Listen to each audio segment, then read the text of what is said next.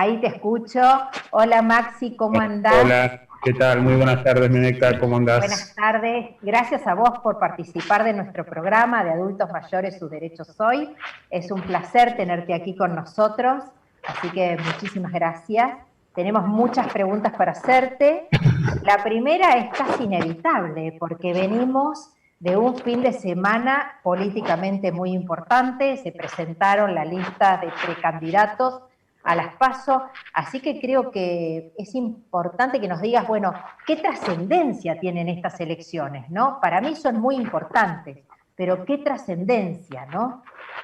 Sí, a mí en primer lugar me gustaría poder resaltar y si se quiere poner en valor la posibilidad que tuvimos de poder consolidar y afianzar Juntos por el Cambio en casi todas las provincias del país, donde en cada una de ellas, por supuesto, tendremos elecciones competitivas para las PASO de lo que son en el mes de septiembre, pero como te decía, Meneca, ¿no? La importancia y el trabajo que hicimos desde la Mesa Nacional de Juntos por el Cambio, junto con el radicalismo, el PRO y la coalición cívica, y con cada una de las provincias, esta posibilidad de que distintas propuestas y candidatos puedan presentarse a través de Juntos por el Cambio en las elecciones de septiembre y de noviembre. Después me parece que esta elección es una elección histórica, porque de alguna manera se juega el equilibrio que seguimos necesitando en nuestro país para que el kirchnerismo no avance, principalmente en lo que es en el Congreso de la Nación, y nosotros tenemos un gran objetivo que es sostener, si se quiere, los 115 diputados nacionales que somos hoy.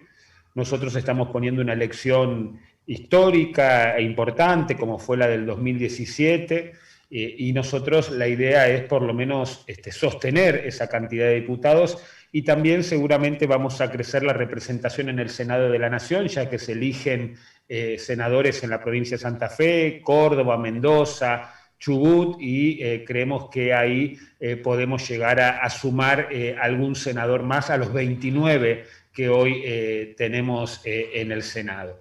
Pero a su vez también, como te decía, una elección histórica que de alguna manera ponga el equilibrio. También tenemos que poder lograr ese objetivo para poder frenar las leyes de impunidad y de control de la justicia, que sabemos que desde hace más de un año el kirchnerismo intenta llevarlo adelante en el Congreso de la Nación. Y por otro lado, si se quiere, también proponer una agenda vinculada a los problemas más urgentes que hoy atraviesa la sociedad, que tienen que ver con la pérdida del empleo, la inflación, la inseguridad, la educación, después de este año y medio que verdaderamente fue una catástrofe educativa, pero a su vez también propuestas que estén vinculadas al desarrollo, al cuidado del ambiente y la baja de impuestos, ¿no? Sumamente importante estas elecciones, como vos decís, para lograr el equilibrio y evitar un poder que casi se convierte en una escribanía, ¿no? Porque si no logramos reafirmar la cantidad de legisladores que tenemos e incrementarlos, corremos el riesgo de que el oficialismo saque las leyes con mayoría propia, ¿no? Es así. Sí, para que podamos tener en claro, ¿no? El oficialismo, el kirchnerismo está a 7 diputados de tener quórum propio en la Cámara de Diputados. Por eso te decía de la importancia y el valor histórico que tiene esta elección. Y por eso te lo pregunté, porque quizás el oyente no sabe bien de qué estamos hablando o cuál es el riesgo, y quería que precisaras esto, ¿no? A qué poca diferencia estamos de la situación en que si no garantizamos este equilibrio, nos impongan determinadas leyes y, bueno, ¿no? Y el riesgo de que se afecten nuestros derechos, ¿no? Es un riesgo donde se afectan nuestros derechos, es un riesgo que tiene que ver con el objetivo de impunidad y control de justicia que persigue Cristina Kirchner, y que se ve todo el tiempo en el Senado con el senador Parrilli y Anabel Fernández Sagasti, pero a su vez también tiene que ver con una elección que es importante porque si nosotros no ponemos la mirada y trabajamos para esta elección de medio término del 2021, no hay posibilidad de 2023, ¿no? Y el 2023 es la posibilidad de generar una nueva alternancia en nuestro sistema institucional y democrático, y una posibilidad de alternancia que nos haría bien al funcionamiento propio de nuestra República. Totalmente. Maxi, como diputado nacional y como presidente de la coalición cívica, te he visto que has recorrido todas nuestras provincias, fuiste a Jujuy, Córdoba, Santa Fe, Catamarca, de las que recuerdo, realmente has recorrido todo el país. Si tuvieras que hacerme una síntesis respecto a cómo viste la situación social de los argentinos a lo largo de todo el país y sobre todo en esas provincias que vos recorriste y que tuviste la oportunidad de conversar de cerca con los argentinos, ¿cómo me la describirías esa situación social hoy? Sí, bueno, como bien decís, estuvimos recorriendo y visitando la provincia de Jujuy, Formosa, Santa Fe, Catamarca, Córdoba, y seguramente ahora en los próximos días seguiremos recorriendo otras provincias de nuestro país para acompañar y consolidar lo que es nuestro partido, la coalición cívica, pero también para poder tener contacto y escucha con distintos sectores productivos, pequeñas y medianas empresas de cada una de las provincias. Y la verdad lo que veo, Meneca, es un importante deterioro en el sector productivo en las provincias de nuestro país, sumado a que se ven controles y cada vez más prohibiciones a las exportaciones, el tema de la inflación que nos genera mucha baja de ventas y una situación preocupante en la caída del ingreso,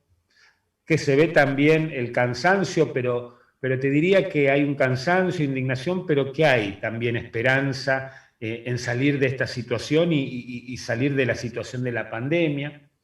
Y yo soy uno de los que cree y creo que estamos convencidos de que debemos atender esa esperanza y convencernos que la salida no está en esa, ¿no? Y que es quedarse, que es por acá, que es defendiendo ciertos valores, ciertas ideas, que es poder defender el progreso, que es poder defender el mérito, que es poder defender el vale la pena pelearla y esforzarse, y que bueno, que sí, es un momento por ahí de enojo, de indignación, pero creo que tenemos que poder convertir ese enojo, esa indignación en una esperanza, ¿no? En una esperanza de lo que de alguna manera en otros tiempos fue nuestro país. Nosotros recibimos mensajes de muchos oyentes que nos dicen: invertí los poquitos ahorros que tenía en un local y finalmente lo tuve que cerrar, y era toda una expectativa y una esperanza familiar, así como también vemos mucha gente que quizás tiene más de 50 años, que le está costando conseguir trabajo, que quizás tiene 30 años de aporte y que no puede obtener una jubilación anticipada, que es un proyecto que yo sé que la coalición cívica viene impulsando, porque son personas que hoy tienen más de 50 años, tienen dificultad para reinsertarse laboralmente, pero no pueden trabajar. Entonces vemos que hay gente que no tuvo aportes y se puede jubilar, y por el otro lado vemos gente que cumplió con los 30 años de aporte, no tiene la edad, no se puede jubilar y les está costando reinsertarse, ¿no? Y entiendo que esto también lo habrás visto a lo largo de todas las provincias, toda esa gente que cada vez es más la que se queda sin trabajo y que le cuesta reinsertarse. Y al viajar a lo largo de las provincias tuviste oportunidad de tener cercanía con adultos mayores, con centros de jubilados. Entiendo que la situación es general, no solamente... ¿Cómo ves vos la situación hoy de nuestros adultos mayores? Sobre todo, ¿cómo interpretás que los ha afectado la nueva fórmula de movilidad jubilatoria impuesta por el actual gobierno? Sí, a ver, por supuesto que cuando bien decías, ¿no?, que en estas visitas y recorridas que hice a algunas provincias de nuestro país, he conversado con adultos mayores, que me he cruzado en algunos de los comedores también comunitarios y sociales he visitado y donde veo el compromiso y el trabajo principalmente de muchísimas mujeres, ¿no? Muchísimas mujeres que por ahí trabajan, pero que también cumplen esa función social en el barrio y que a su vez también las ayudan muchísimos adultos mayores. Y respondiéndote en forma particular a lo que me preguntabas, está claro, ¿no? La situación de nuestros jubilados durante el 2020 fue terrible, y lo que va de en lo económico, pero también se suma a una situación muy compleja en lo personal. ¿Por qué? Porque tenemos que reconocerlo, los adultos mayores, nuestros abuelos y abuelas fueron quienes más se cuidaron, pero ello fue a costa de estar lejos de sus familiares, de sus seres queridos. Totalmente. Y ahí es donde vemos, si se quiere, una poca política del cuidado, donde hay una desprotección del Estado, porque a su vez también se redujeron los trámites para poder acceder a jubilaciones y pensiones por la pandemia. Muchos meses el año pasado las personas mayores que estaban en instituciones geriátricas no podían recibir a sus familiares, o sea que estaban realmente aisladas, porque el que todavía estaba en una casa, uno pedía el permiso de circulación, iba a visitar a su abuelo o a su abuela, pero quienes los tenían en una institución geriátrica se encontraban con que al no estar vacunados o no haber un protocolo, no se les permitía. O sea, yo estuve meses sin poder ir a visitar a mi abuela, que está en una institución geriátrica con 99 años de edad. Entonces esto obviamente también les afecta, claramente les afecta, y va más allá de lo económico. Coincido plenamente con lo que vos decís, ¿no? Sí, por eso te remarcaba esto, ¿no? Como que ellos, digamos, hay que reconocerles que fueron quienes más se cuidaron, a quienes más intentamos cuidar, y es significativo esto que estás diciendo, ¿no? Y que estábamos conversando, que fue a costa de estar lejos de esos seres queridos, ¿no? Y como te decía, por otro lado también otras cuestiones que se fueron dando, la cuestión de cómo se redujeron los trámites para acceder a las jubilaciones y a las pensiones, que fue por la situación sanitaria de la pandemia, pero también esto se da por la creciente informalidad que hoy estamos atravesando en la economía de nuestro país. Y también fue malo para quienes ya están jubilados.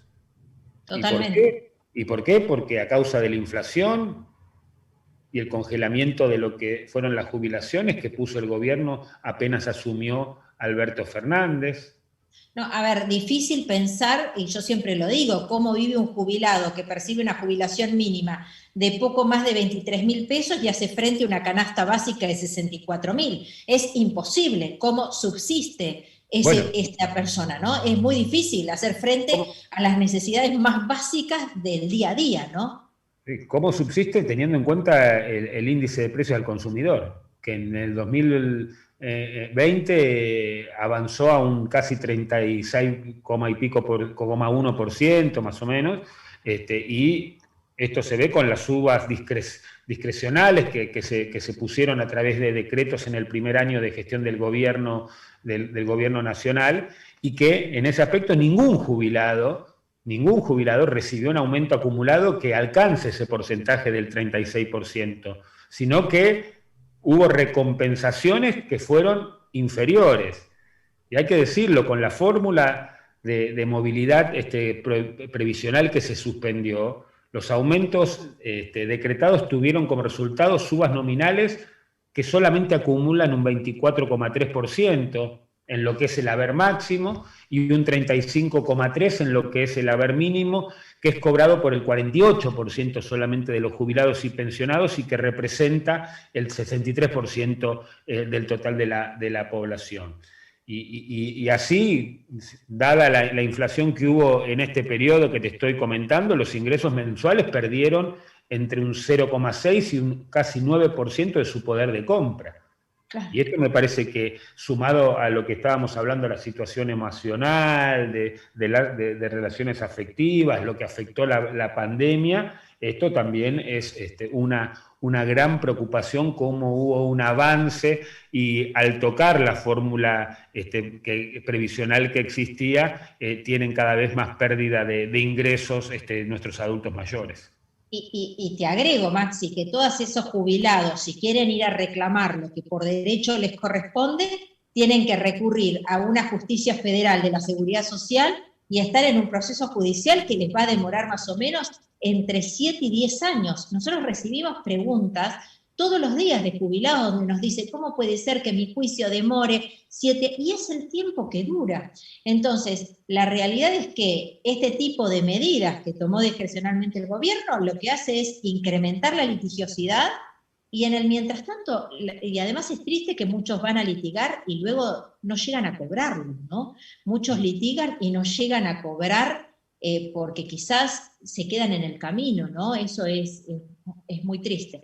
Sí, y vos ten en cuenta esto, ¿no? Que si la fórmula que se derogó hoy seguía vigente, el reajuste que hubieran tenido nuestros jubilados para todos los ingresos previsionales y de manera igual hubiera sido del 42%.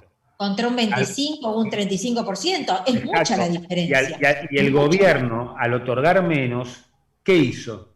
¿A dónde ajustó? Ajustó en los jubilados. Donde no tenía que ajustar, justamente, ¿no? Ajustó donde no tenía que ajustar, ajustó en los jubilados, y ese ajuste fue de alrededor de 98.000 millones de pesos. Sí.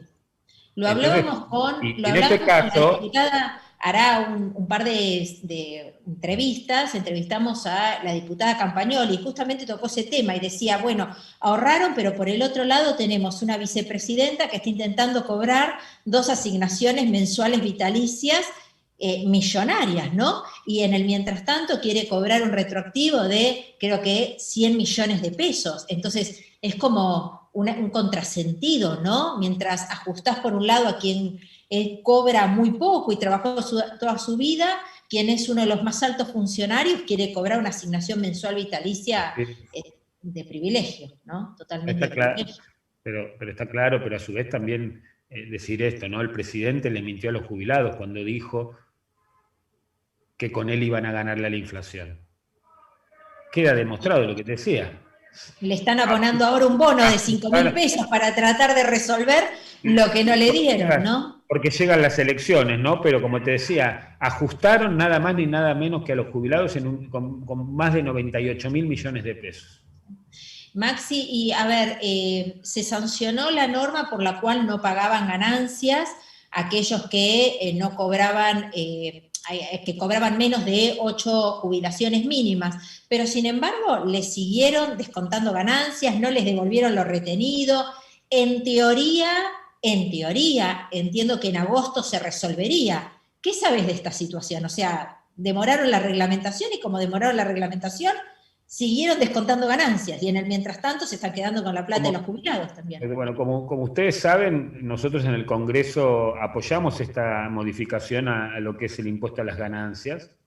¿Por qué? Porque entendíamos que al igual que los asalariados se debería aumentar el límite no imponible para lo que es el pago del impuesto, para de alguna manera apalear y poder intentar bajar la presión impositiva y lo que consideramos una situación injusta debido al proceso de alta inflación que estamos atravesando en estos momentos en nuestro país. Y ahí, si se quiere, en el caso de los jubilados, no nos tenemos que olvidar que tienen altos gastos en salud, medicamentos y tratamientos que también deben ser considerados y que han tenido en todo este último tiempo un gran aumento de precios también.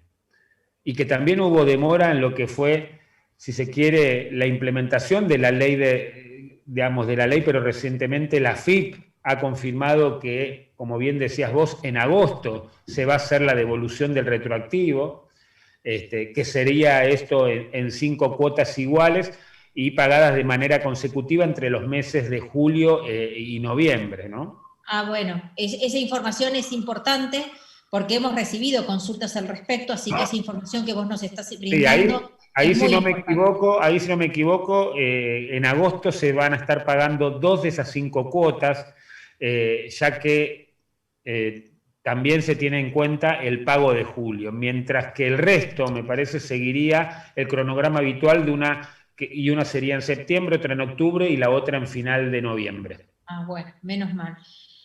Maxi, entiendo que, y porque te vengo siguiendo en toda tu labor parlamentario, una de tus grandes preocupaciones siempre ha sido la igualdad de trato, de oportunidades y de derechos, así que la pregunta que quería hacerte es cómo ves hoy el envejecimiento de quienes integran la comunidad LGTBI y cómo crees que les ha afectado la pandemia particularmente a esta comunidad.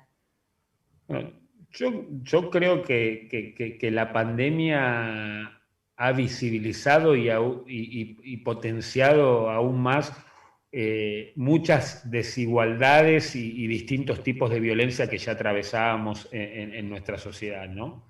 Y ahí la realidad de las personas mayores, lesbianas, gays, transexuales, bisexuales e intersexuales, aún sigue en el mismo silencio con que durante muchos años se trató este sector del colectivo LGTBI.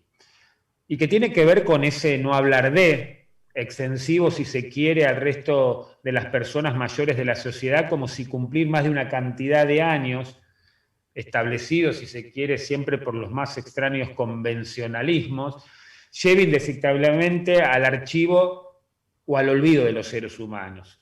Y esto, si se quiere, se amplifica por las particularidades de las personas que han transitado, recorrido la mayor de su parte de su vida activa entre leyes que fueron represivas, donde hubo discriminación laboral y familiar, y falta de derechos básicos como la posibilidad de casarse, el acceso a una salud sin ningún tipo de estigmatización, o a la educación o a su propia identidad autopercibida.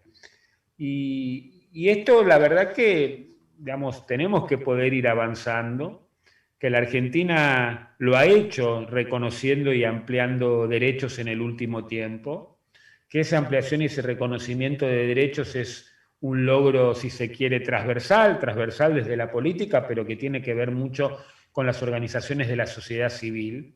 Y es un camino largo, es verdad, y aún con dificultades y a pesar de la aprobación de leyes, como te decía, de equiparación de derechos con el resto de la ciudadanía, hoy seguimos teniendo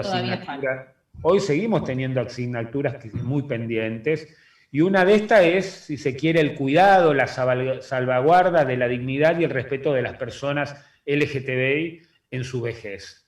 ¿Por qué? Porque muchos de la comunidad gay han pasado el esplendor, si se quiere, de su juventud en la clandestinidad a causa de su orientación sexual o identidad de género, que no han formado o no han podido constituir familias, que han tenido que ocultar a sus parejas, que muchas veces han estado desprotegidos legalmente y debido a esa situación no cuentan con recursos económicos necesarios o con la ilusión de un cuidado mínimo y el estímulo, si se quiere, vital en este momento de las vidas de muchos de ellos y de ellas, ¿no? Juan, déjame decirte, Maxi, que aprobamos y ratificamos tratados internacionales sobre derechos humanos, les damos jerarquía constitucional, pero ¿cuánto le cuesta al Estado aplicar políticas públicas que impliquen reconocer en forma efectiva los derechos que prevén estos tratados internacionales sobre derechos humanos, muchos con jerarquía constitucional, ¿no? Quedan muy lindos, bárbaros, los tenemos, pero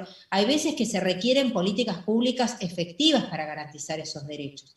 Hay dos proyectos que me parece importante de tu autoría que nos cuentes y que tienen que ver con esta temática. Uno es el de la creación de las casas para adultos mayores LGTBI. No sé si vos querés contarnos cuál es la idea de este proyecto o cómo está planteado. Sí, a ver, está pensado, por supuesto, teniendo presente lo que deben ser las redes de contención, sobre todo en el caso de la comunidad LGTBI,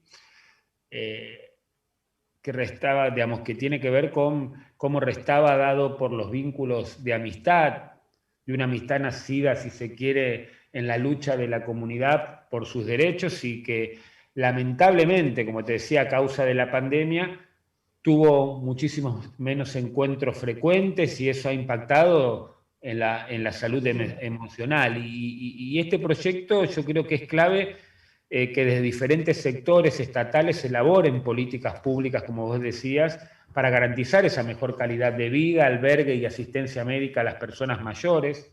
De ahí que propusimos la creación de esta casa para personas mayores con el nombre de una activista reconocida y de muchísima trayectoria como Ilse Fuscova, que la idea de esta casa es que se sostengan programas de atención social, sanitaria y psicológica, con los que podamos abordar las necesidades básicas y de primer orden para este sector del colectivo LGTBI, que busque brindar asesoramiento, atención y prevención del VIH, hepatitis y otras infecciones de transmisión sexual, salud sexual y reproductiva orientada, digamos, a personas del colectivo, de qué manera se pueden sumar grupos de autoapoyo y reflexión para el encuentro entre iguales, el empoderamiento, aumentar la autoestima, el autocuidado.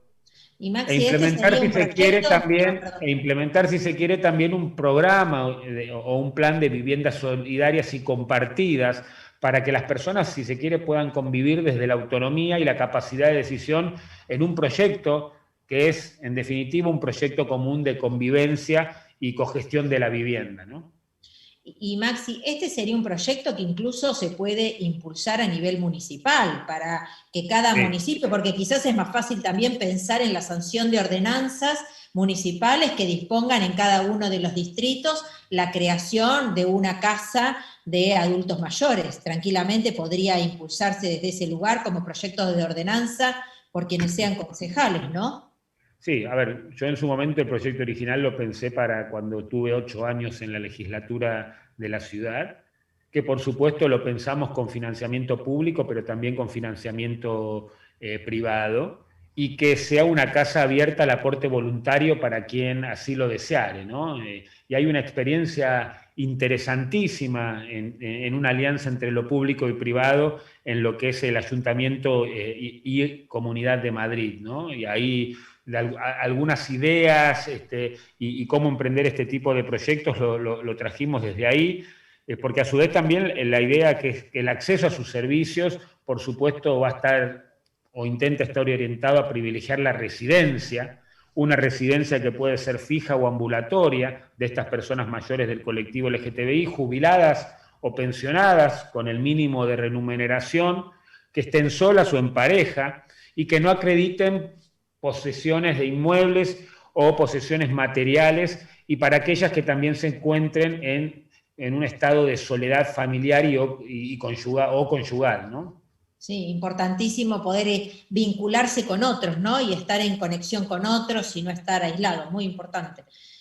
Bueno, esperemos se sancione. Hay otro proyecto que sé que sí está en tratamiento y tiene que ver con un tema que vos justamente mencionaste, que es la atención prioritaria para aquellos que padecen VIH o una enfermedad de transmisión sexual, e incluso entiendo que el proyecto contempla la posibilidad de que aquellos que poseen esta enfermedad tengan la posibilidad de acceder a una jubilación anticipada. ¿Cómo sería esto? En caso en que se sancione este proyecto, ¿cuál sería la propuesta en concreto?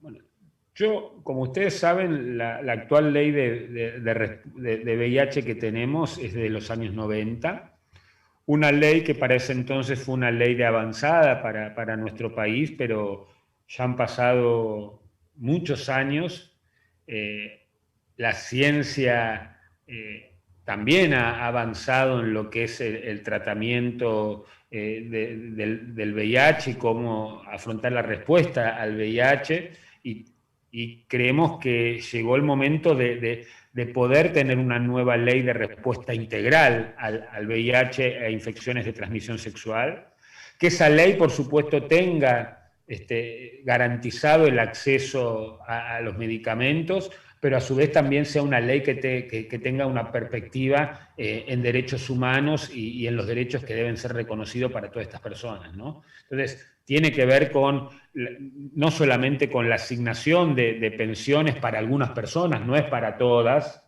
Perfecto.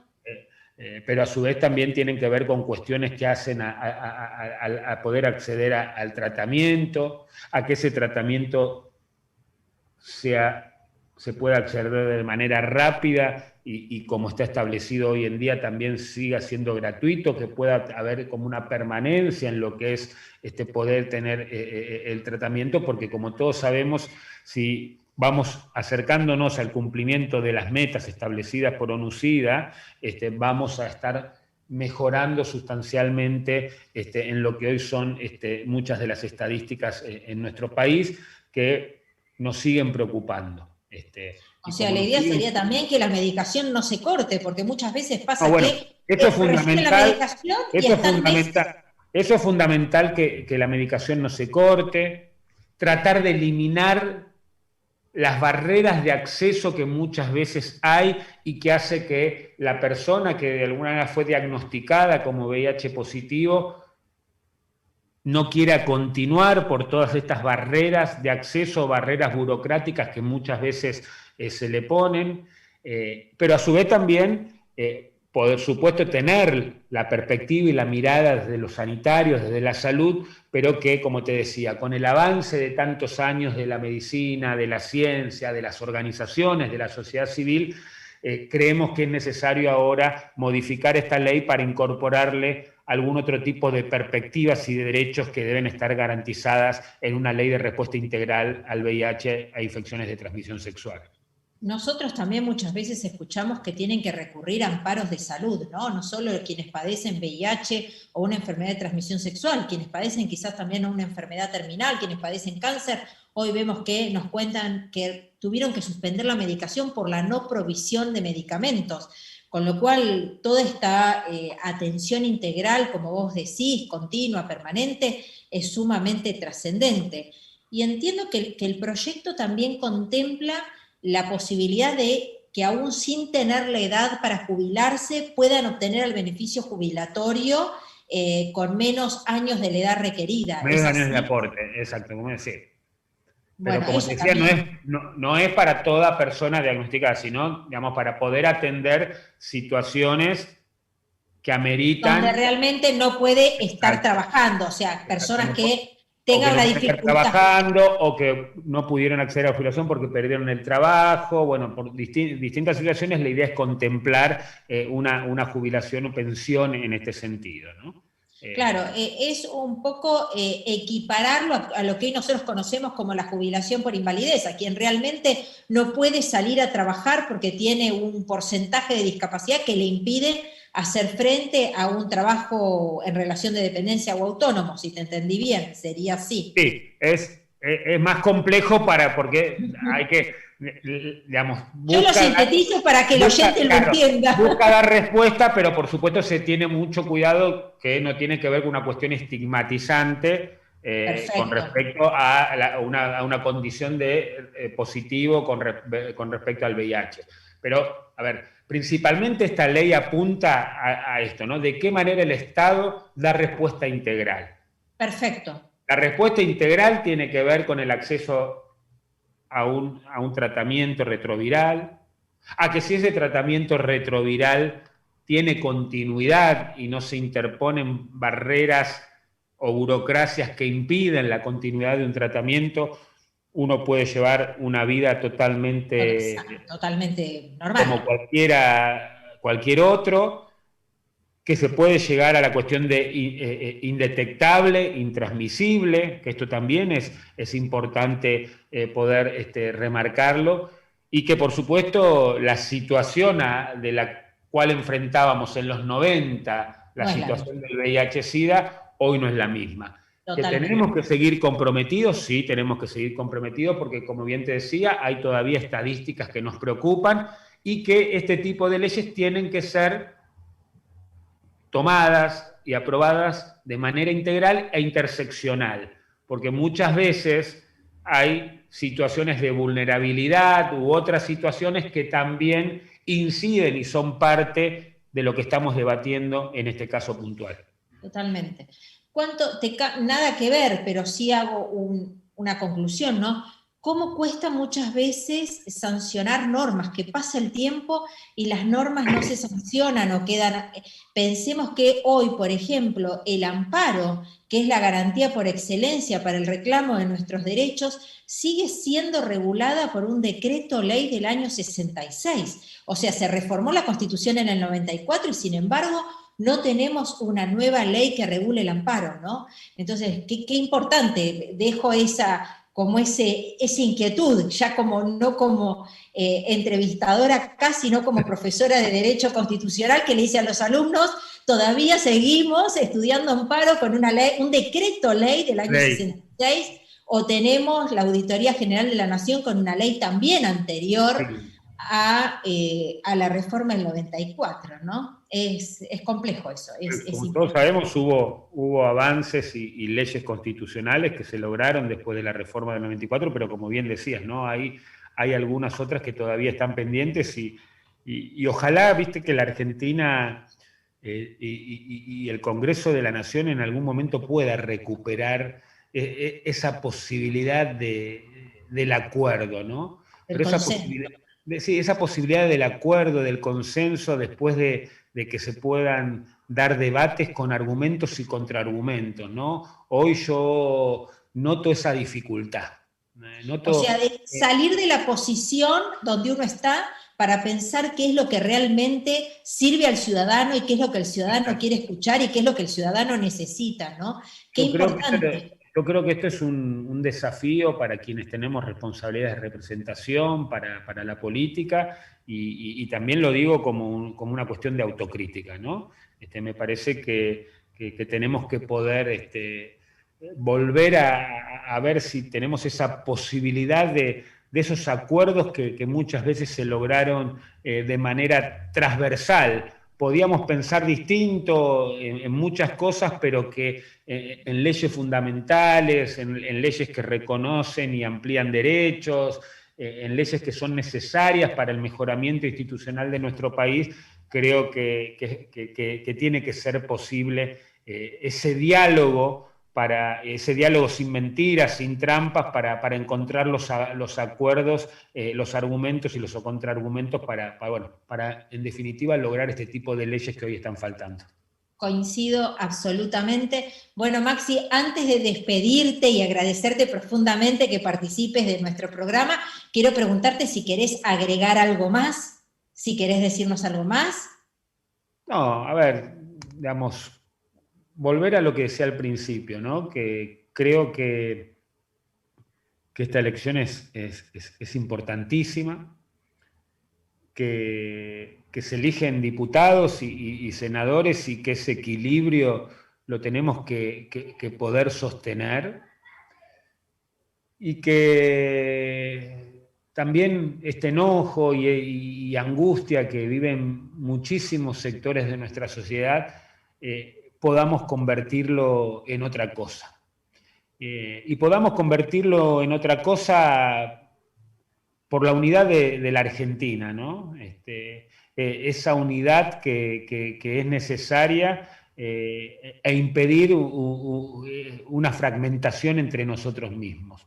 Porque esa fragmentación, si se quiere, esa radicalización, es funcional nada más ni nada menos que al objetivo de Cristina Kirchner, donde su principal objetivo, como te decía también al principio, es el objetivo de impunidad en nuestro país, y donde corren peligro, si se quiere, nuestras libertades y derechos fundamentales. Y más cuando uno ve cómo nuestro país deja atrás una historia en materia de derechos humanos y de posicionamiento regional e internacional, cuando salía, si se quiere, a regímenes autoritarios como el de Cuba, el de Nicaragua, el de Venezuela, o alianzas estratégicas complejas como pueden ser las de Rusia y China, sin entender que hoy también el mundo atraviesa situaciones de democracias cada vez más agrietadas, donde populismos o regímenes autoritarios de izquierdas y derechas van acrecentando la representación en muchísimos lugares del mundo. Sí, tenemos que tomar conciencia que esta elección es por nuestro futuro, ¿no? Si lo tuviéramos que reducir, creo que sería así. es por nuestro futuro, por nuestra república, por nuestra constitución. Así que bueno, Maxi, muchísimas gracias. Gracias, Meneca, como siempre, un gusto, y te agradezco en serio la invitación. Muchísimas gracias. Gracias a vos por participar de Adultos Mayores, sus derechos hoy. De más está decirte que te vamos a invitar nuevamente, así que muchísimas gracias. Buenas tardes. Buenas tardes a todos. Chao, chao.